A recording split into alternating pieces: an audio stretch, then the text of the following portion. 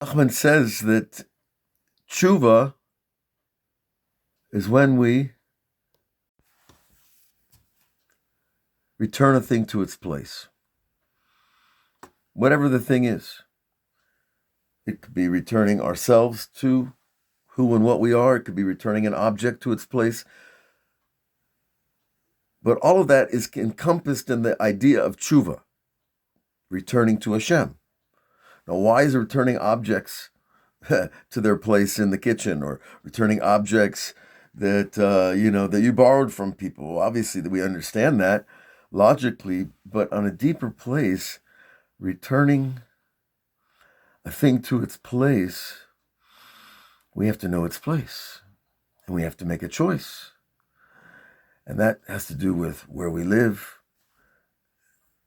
and where we worship and the friends we keep.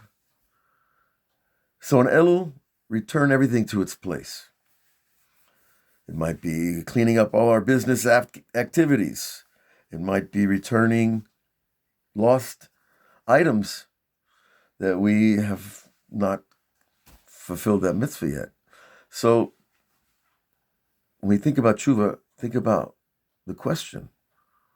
Because tshuva also means, it's the answer to a question. The question, how to do tshuva? Bring it back to the source. Bring it back to the root. Bring it back to the essence of a thing, even if it's just organizing your kitchen or your workshop or the kids' toys. Because order is the Tikun, is the repair of chaos. And, well, we know all a little bit about chaos. So let's get a little order in our relationship with God, and we will return. All the best.